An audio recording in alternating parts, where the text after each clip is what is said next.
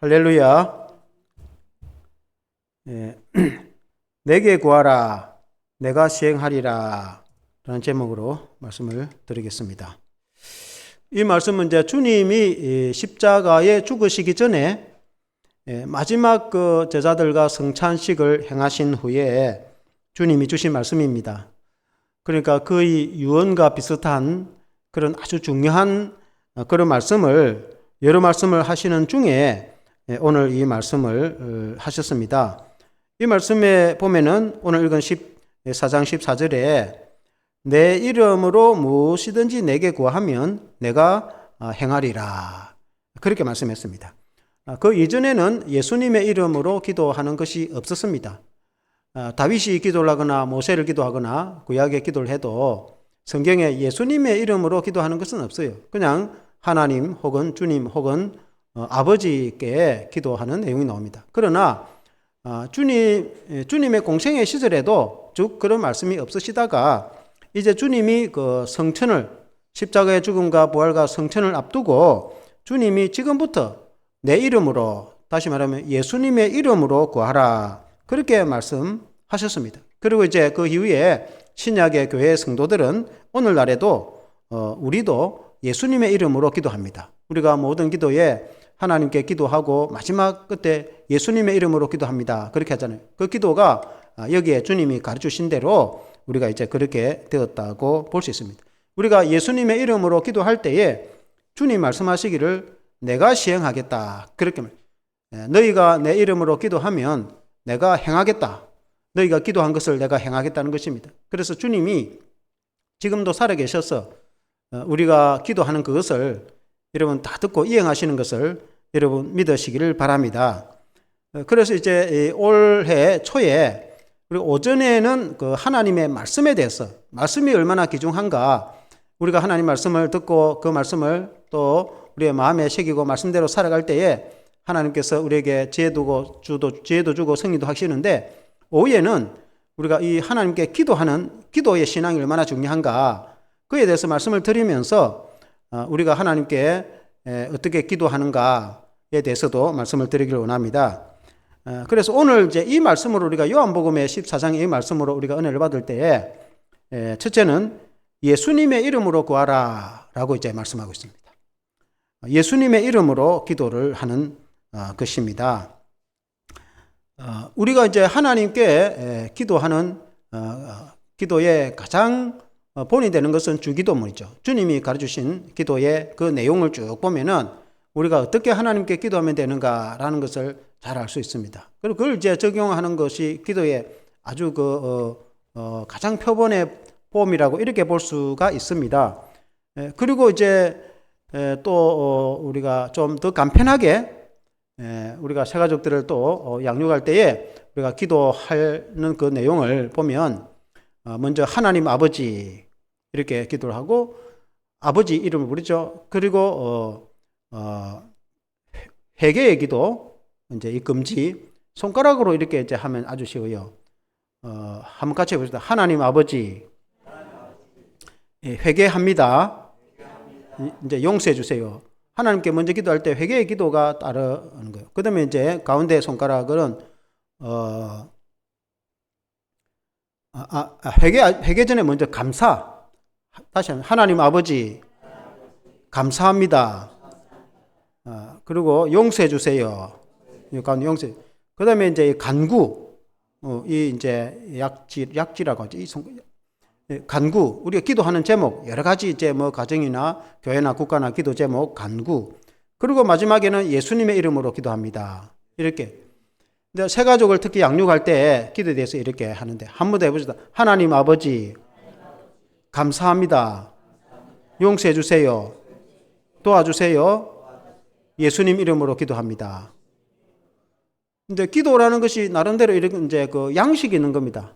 떼놓고 그냥 물론 이제 뭐 주야 해서 이제 바로 할 수도 있지만은 급하면 하나님 이것 주세요 이렇게 할 수도 있지만은 이제 그렇게 기도를 이제 하는데 우리가 하나님 아버지의 이름을 부르고 하나님을 먼저 찾고 그 다음에 이제 무슨 우리가 요구하는 기도를 하기 전에 감사하는 기도를 항상 먼저 해야 됩니다. 이것을 잊어서는 안 돼요.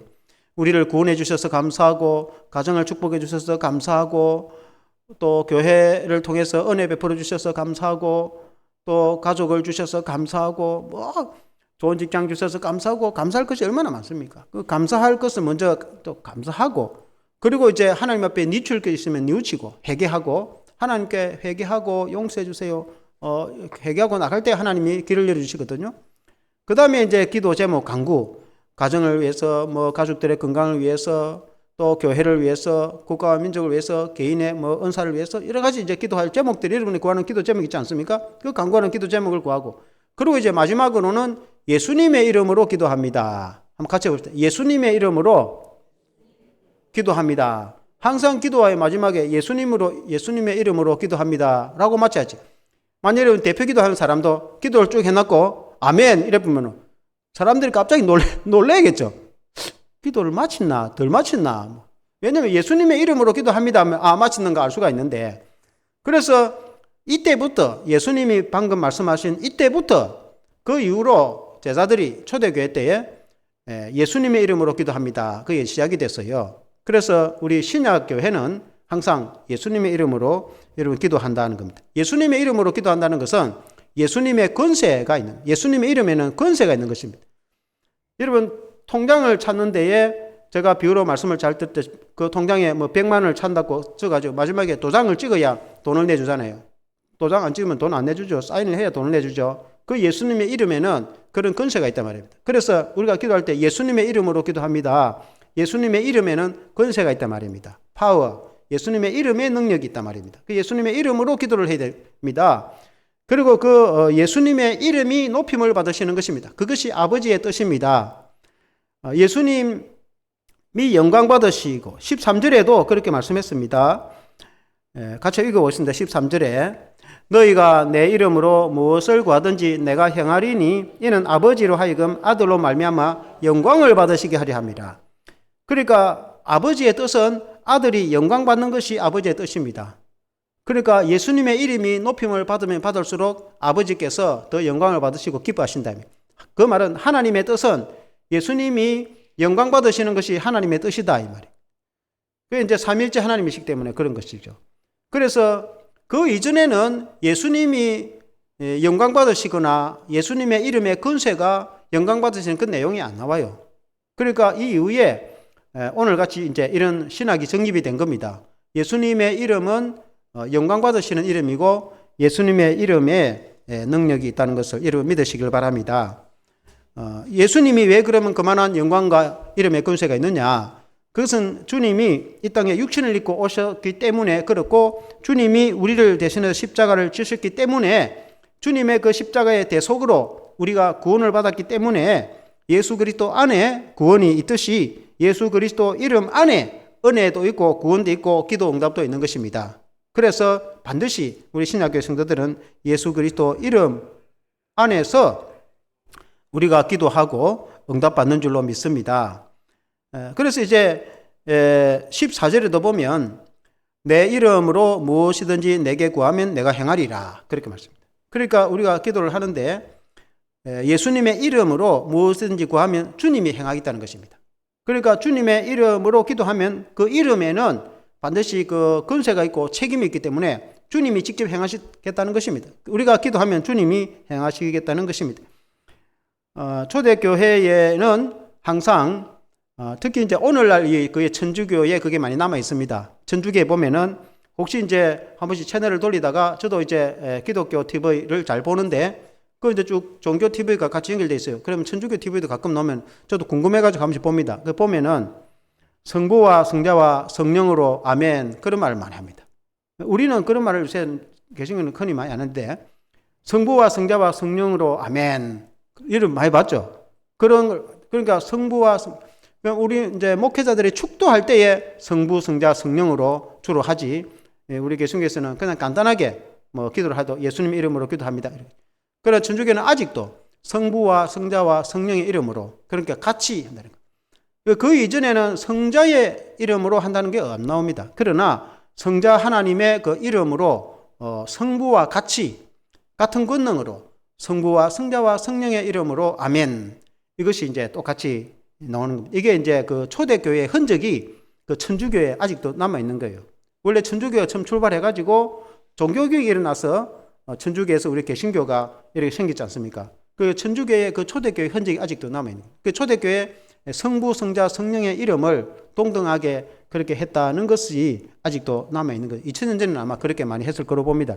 그래서 지금 우리가 이제 기도할 때 간단하게 예수님의 이름으로 기도합니다. 이렇게 이제 합니다. 예수님의 이름에 권세가 있다는 것을 여러분 믿으시길 바랍니다. 그 다음에 이제 두 번째는 예수님께 구하라. 그러면 주님이 시행할 것이다. 이렇게 말씀했습니다. 14절에 보면은 내 이름으로 무엇이든지 내게 구하면 내가 행하리라. 그렇게 말씀했습니다. 내가 행하겠다는 거예요. 그러니까 주님께 직접 구해라. 그럼 주님이 행하겠다. 물론 우리 주님은 중보자 있습니다. 우리가 아버지께 기도를 하는 것인데 그 아버지께 나아갈 때에 우리 예수님이 중보자가 되시니까 예수님께 구할 때에 예수님이 똑같이 응답을 하신다.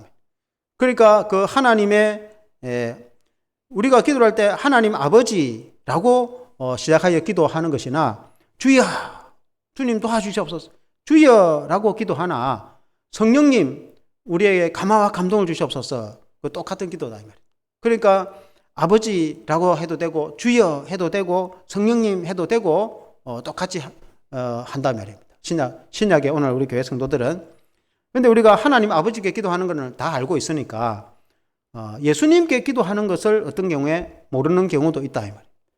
그러니까 여러분은 주님께 많이 구해 보셨는지 모르겠는데 어떤 경우는 교회를 오래 다니던 성도들은 주님께 한 번도 구해 보지도 않은 사람들도 있다 이 말이에요.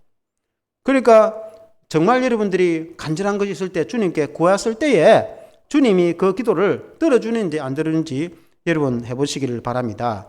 예수님 공생애 시절에도 예수님이 여리고 성으로 갔을 때에 여리고는 그 예루살렘 동편에 그 요단강 가까이 있는 데 아닙니까? 그 여리고에 갔을 때에 소경 바디메오가 있었습니다. 소경은 맹인입니다. 앞을 보지 못하는 사람인데 아마 뭐 이제 그런 사람은 주로 이렇게 거린이거나 얻어먹고 살거나 주로 그러거든요.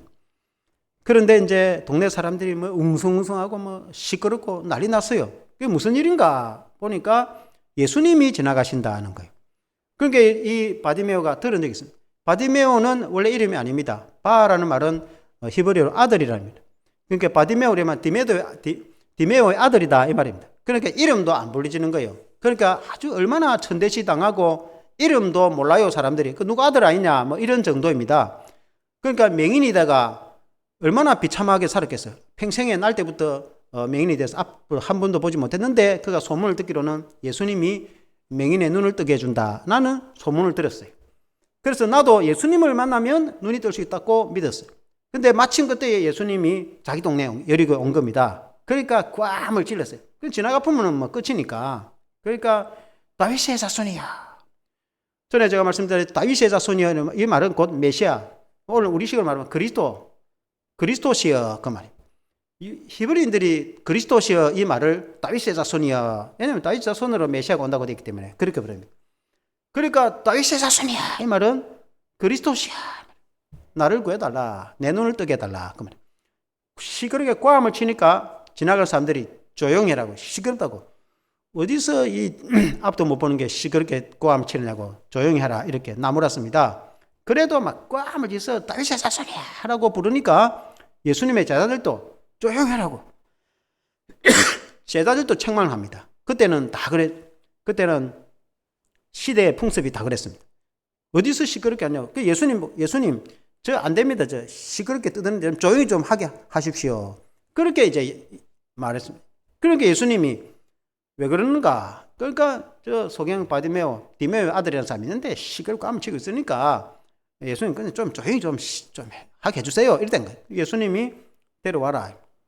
데려오니까 무엇을 해주기를 원하느냐? 내가 너에게 뭘 해주기를 원하냐? 보기를 원합니다. 너의 믿음대로 될 것이다. 그 즉시로 눈이 뜨게 됐어. 그래서 눈이 뜨게 된 거예요. 주님께 찾아와서 주님께 간구해서 그가 눈이 떠졌다. 믿음으로 주님께 간구했을 때 기적을 체험했다는 것입니다. 그 주님은 지금도 살아계신 분이십니다. 우리가 주님께 얼마나 간구하는가. 예수님이 이 말씀을 하실 때 지금 시점이 예수님이 죽음을 앞두고 있고 죽음 후에 부활할 것이고 예수님이 그리고 성천할 것입니다. 예수님이 성천하시면 예수님은 성자 하나님으로서 권능으로 역사를 하실 것이기 때문에 제자들이 생각할 때는 주님이 이제 죽으면 끝인가? 이제는 더 이상 주님도 볼 수도 없고 끝인가? 이렇게 생각했습니다. 그러나 주님은 그렇지 않다. 내가 너에게 보혜사 성령을 보낼 것이고 성령을 통해서 내가 너희와 함께 할 것이고 너희 안에 내가 살아있음을 알게 될 것이다.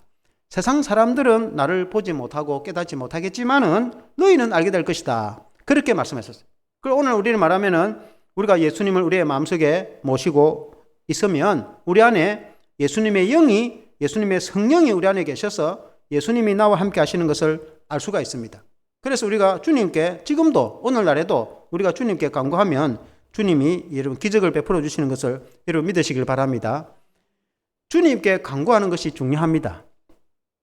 주님은 기도에 대해서 몇 가지를 쭉 공생의 시절에 저희들에게 이렇게 간구하라고 가르치는 게 있습니다. 우리가 기도 응답을 받을, 우리가 원래 여러분 기도를 많이 하시길 바랍니다. 여러분의 가정을 위해서, 여러분의 자녀를 위해서, 혹은 교회를 위해서, 국가와 사회를 위해서 원래 여러분이 기도를 많이 하시길 바랍니다. 교회에서든 가정에서든 어디든지 기도를 할 때 응답받는 기도가 있다고 주님이 말씀하셨습니다. 기도를 할 때 이렇게 기도를 하라고 그러면 응답을 받는다고 주님이 하신 말씀이 있어요. 그 말씀이 어떤 말씀이냐면 첫째는 기도하는 자세에 대해서 말씀했어요. 기도하는 자가 겸손한 자세로 기도를 하라고 가르쳐 주셨어요. 한번 같이 해봅시다. 겸손한 자세.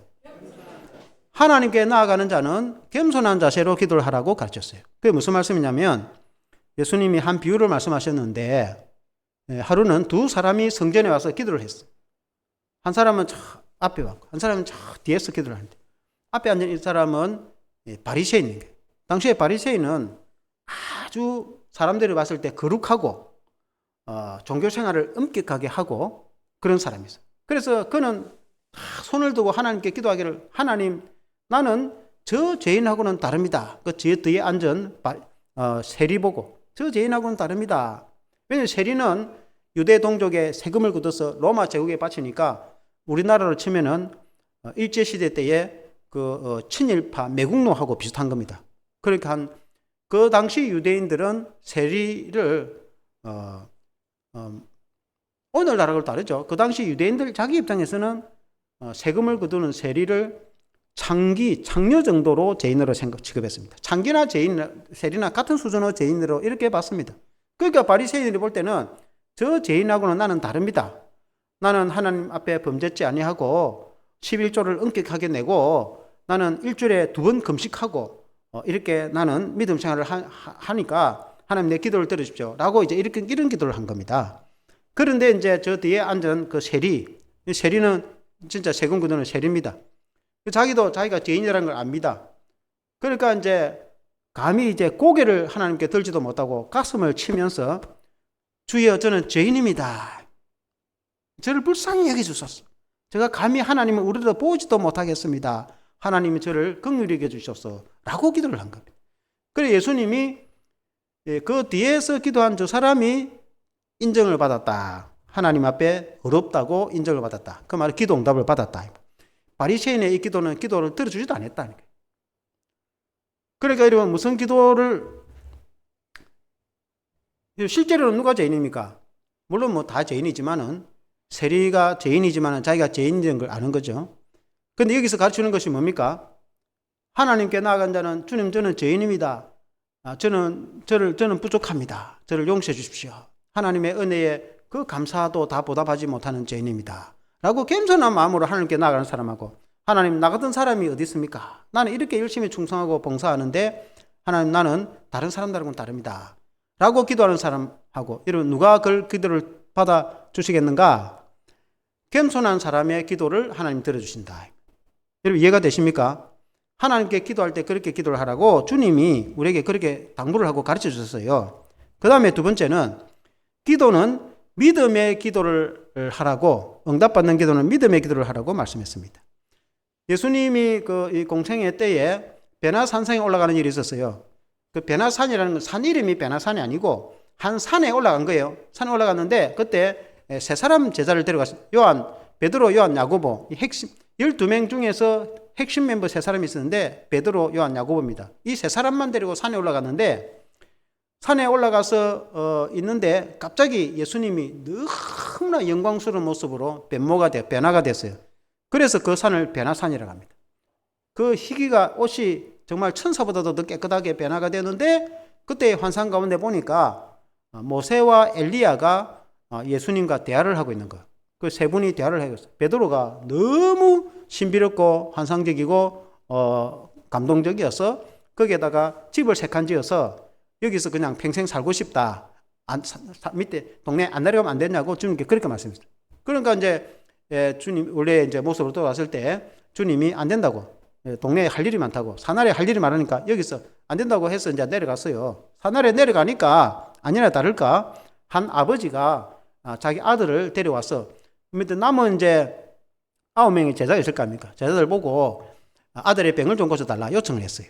산에 올라오지 않는 나머지 제자들이 있었는데 그때 아들이 이제 귀신이 들려가지고 간질병이 들린 거예요. 간질병 든 사람이 본 적 있는 모르겠는데 이 병이 발작하면 거품을 물고 그냥 넘어집니다. 그 자기도 모릅니다. 거품을 확 물고 넘어지면 굉장히 옆에 본 사람이 무섭습니다. 그리고 한참 있다가 나중에 깨어나는데 이게 이제 길바닥에 넘어지면 되는데 어떤 게는 불이 있는데 넘어지는 거예요. 어떤 게는 물 가운데 넘어지는 거예요. 그럼 사람이 끄집어내주지 않으면 어떻게 되겠어? 죽겠죠. 그 아들의 이 모습을 본 아버지의 마음이 얼마나 아프겠어요. 그래서 예수님 제자들에게 좀 고쳐달라 하니까 못 고쳐준 거예요. 안 되는 거예요, 이게. 그때 마침 예수님 내려온 겁니다. 이 예수님께 내 아들의 병을 좀 고칩시오. 그래서 이만저만 합니다. 근데 이제 다른 제자들은 못 고쳤습니다. 하니까 예수님께 할 수 있으면 좀 고쳐주세요. 이렇게 했어요. 예수님이 책망을 하시면서 할 수 있거든요. 무슨 말이냐. 믿는 자에게 능지 못할 일이 없다. 그러니까 용서하십시오. 제게 믿음을 다해 주시고 내 아들을 고칩시오. 그래서 예수님이 고쳐주었어요. 그 병을 고쳐주고 깨끗하게 완치가 되었습니다. 그리고 이제 사람들이 가고 나서 예수님이 제자들과 조용히 대화를 하고 있을 때에 제자들이 예수님께 물어봅니다. 왜 그때 우리는 못 고쳤습니까? 라고 물어보니까 믿음이 적은 용거이다. 믿음으로 기도하지 않았기 때문에 그렇다. 이런 이유는 기도밖에 나갈 수 없다. 기도로 이런 기적이 나가는데 믿음이 있을 때 역사가 일어난다는 거예요. 그러니까 기도에는 믿음이 따라야 되네. 믿음이 중요한 거예요. 할 수 있거든요. 무슨 말이냐. 믿는 자에 능지 못할 일이 없다는 말씀처럼 주님께는 능지 못할 일이 없어요.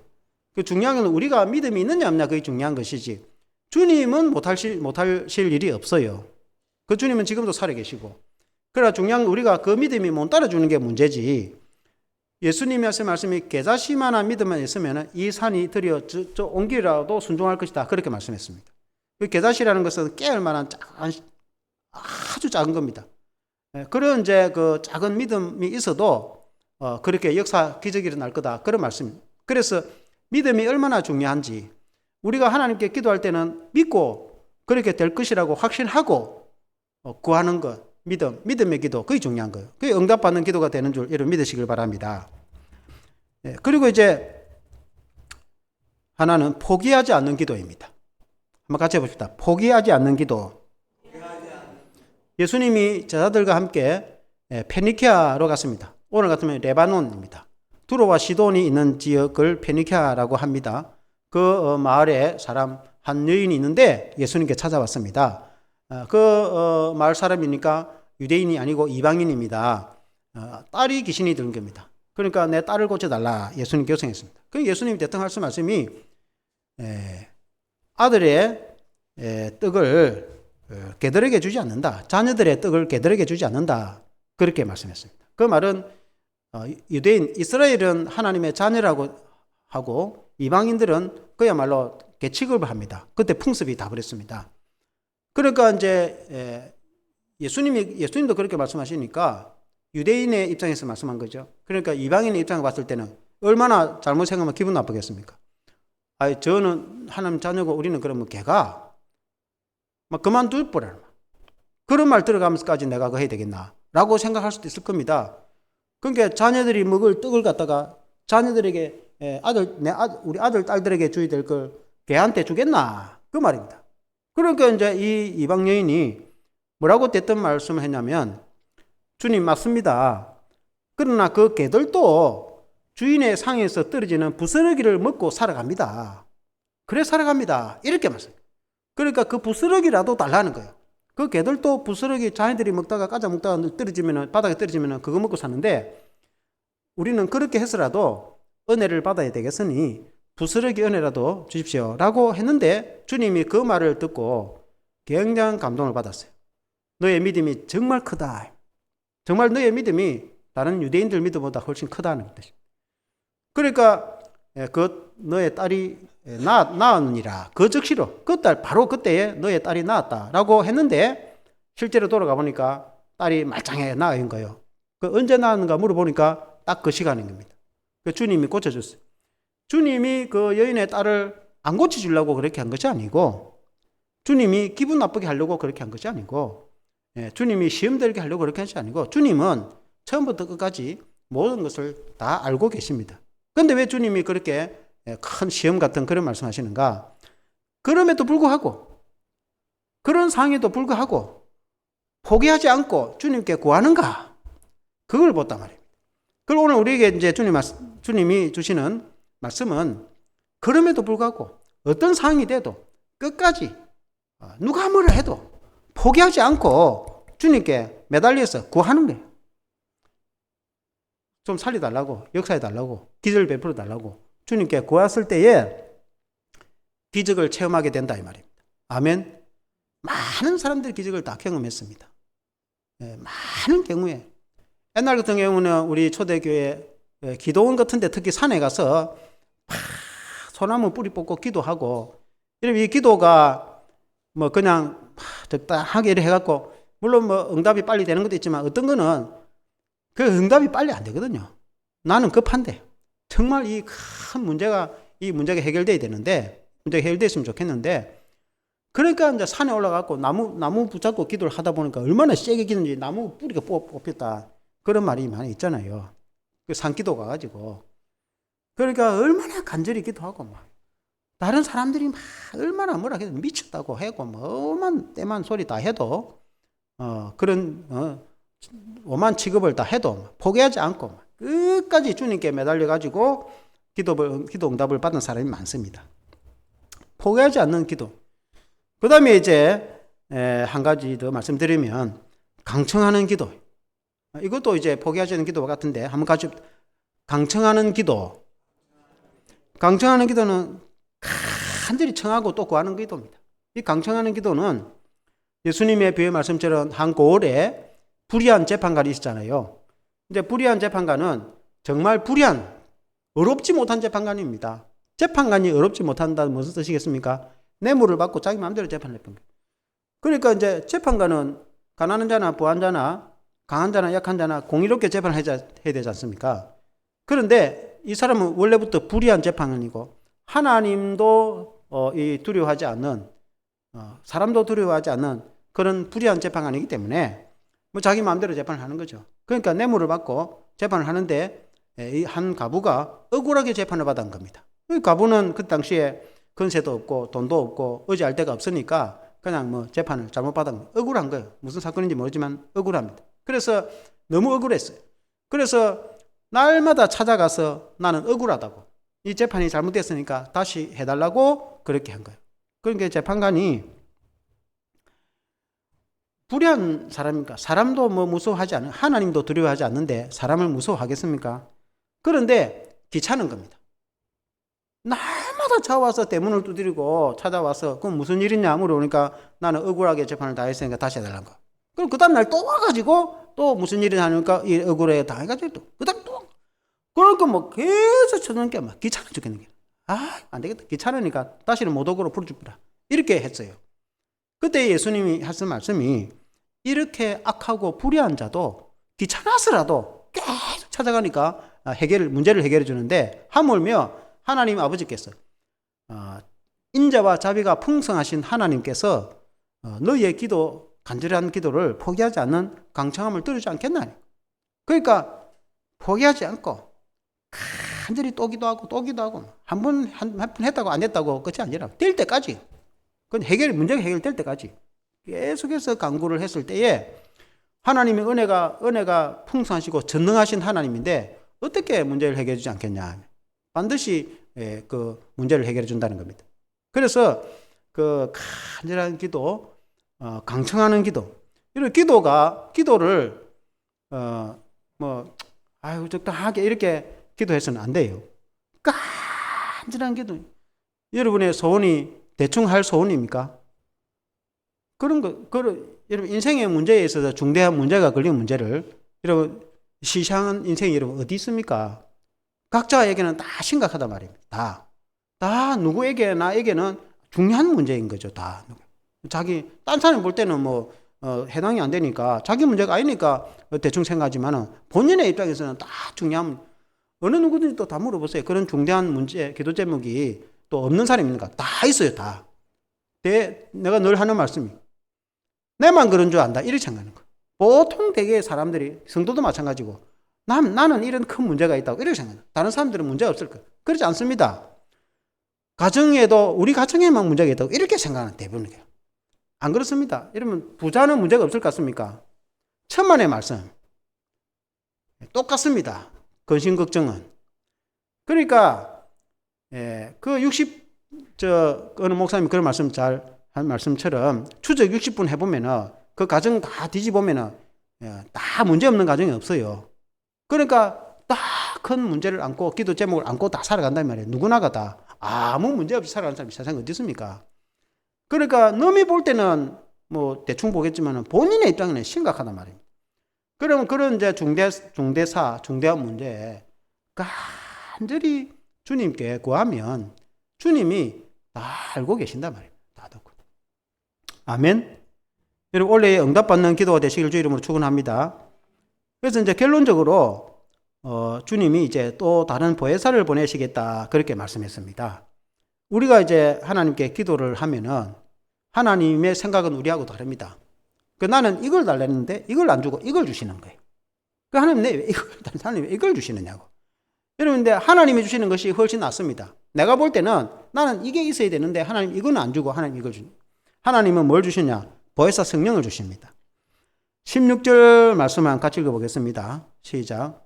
내가 아버지께 구하겠으니 그가 또 다른 보혜사를 너희에게 주사 영원토록 너희와 함께 있게 하리니. 우리가 간절히 구하면은 하나님은 우리 주님은 우리에게 성령을 보내주십니다. 또 기도하고 또 기도하고 하도 급한 게 있어가지고 하나님께 얼마나 부르짖고 기도를 하고 날마다 1년 내에 기도를 하면은 하나님이 성령을 부어주시는 거예요.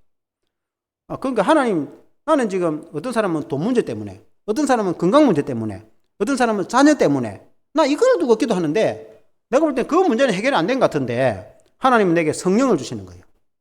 그럼 어떻게 되느냐? 하나님의 성령이 내게 임하면 이 마스터 키입니다. 마스터 키.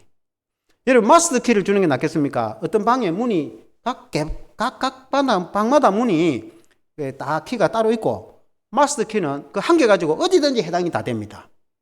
그걸 마스터 키를 하잖아요. 알죠? 여러분 마스터 키를 받는 게 낫겠습니까? 그래 딱 한 개 반 키 하나 받는 게 낫겠습니까? 마스터 키를 받는 게 낫죠.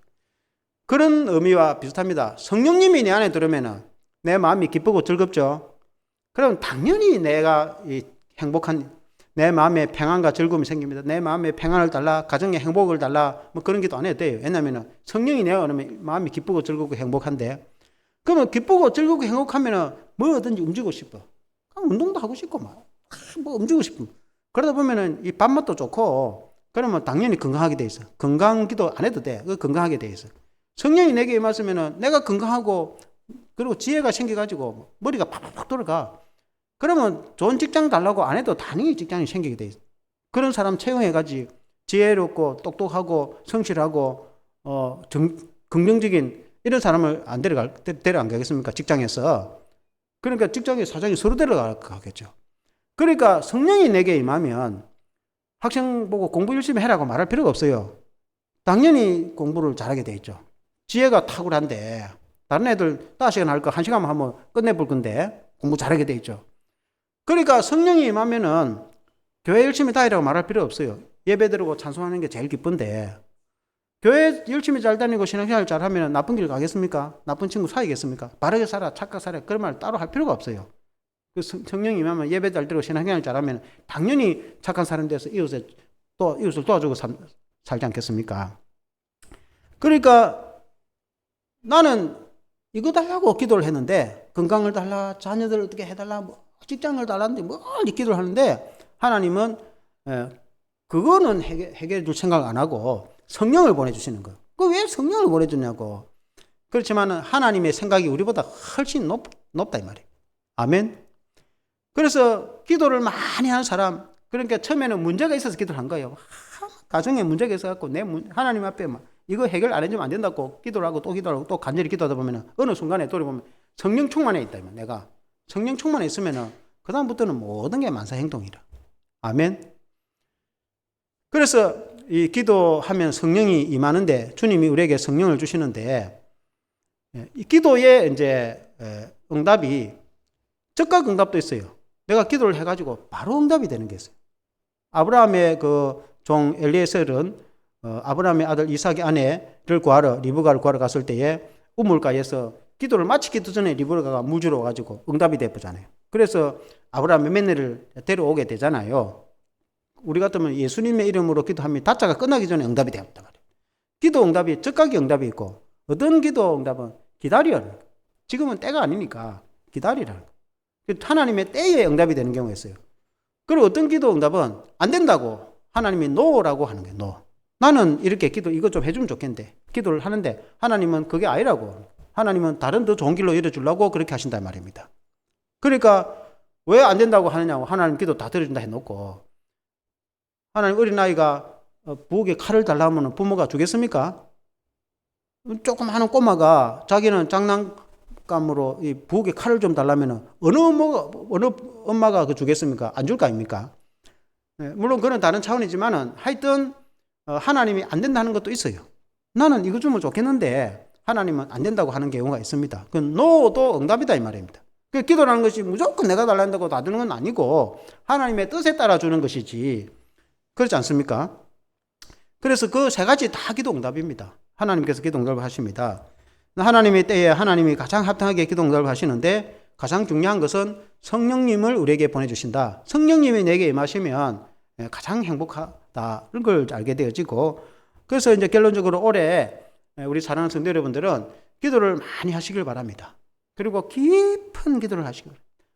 수박 끄달기식으로 그냥 대충 그런 기도 말고, 물론 이제 예배 시간에 이제 정해진 기도 시간에 기도하는 이런 것도 아주 중요한데, 또 그와는 다르게 나와 하나님과의 만나는 시간, 하루에 1시간 정도는 시간을 내서 하나님께, 우리 학생들이 바쁠 것도 뭐 하루에 한 30분 정도는 내가 정한 시간, 정한 장소 가능하면 하나님 앞에 간절히 기도하고, 주님께 간절히 기도하고, 또 말씀도 읽으면서 기도하면서, 말씀 읽으면서 기도하면서, 그렇게 이제 하나님께 나아가는, 하나님을 만나는 시간, 주님을 만나는 시간, 그런 시간이 있어야 됩니다.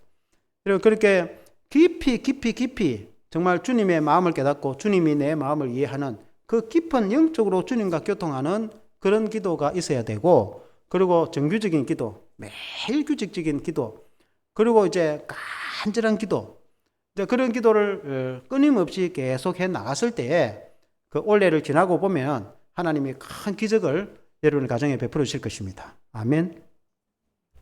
함께 기도하겠습니다.